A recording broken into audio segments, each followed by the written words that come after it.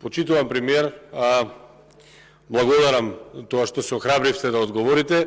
Симптоматично е што се заблагодаривте на првиот вице-премиер кога започнавте со одговарањето. Малку чудна пракса, треба да се заблагодарите за прашањето.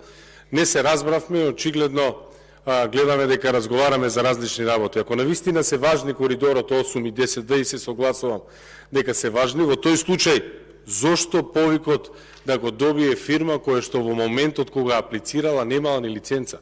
Еве ви го овде министерот за транспорт и врски господинот Благој Бочварски зарем ке се убедуваме дека Министерството за транспорт кој што е под контрола на СДС вообичаено издава лиценци за надзор во рок од 5 дена. Прашајте го за просечно време на чекање за лиценција, прашајте и граѓаните просечно време за реакција на институциите, јавно прашање до сите граѓани дали во рок од 5 дена некој добива лиценца.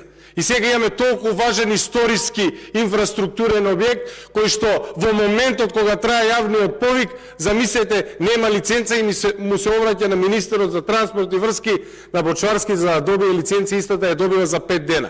Не завршува овде, ја тоа ви го кажувам. Имате потврда за 32 постојано вработени.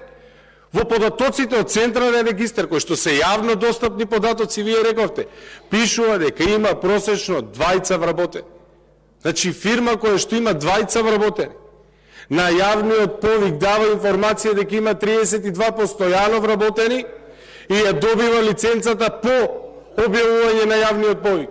А еден ден по објавување на лиценцата добива 65.000 евра од Фонд за иновации, технолошки развиток, практично државно субвенционирано, државно платен надзор, кој што од другата страна се наплаќа за фрапантни милионски суми. Затоа се прашуваме дали не сметате дека има простор за одговорност. Затоа што со вакви криминални тендери можеме да компрометираме еден цел проект кој што чини 1,3, а се предпоставува да дојде до 1,7 милиарди евра. Затоа велиме дека е потребно навремено постапување и поодлучна борба со корупцијата, господине Груби. Меѓутоа, жално е што прво ова прашање ми го одговоривте вие, па дури потоа се охрабри председателот на влада.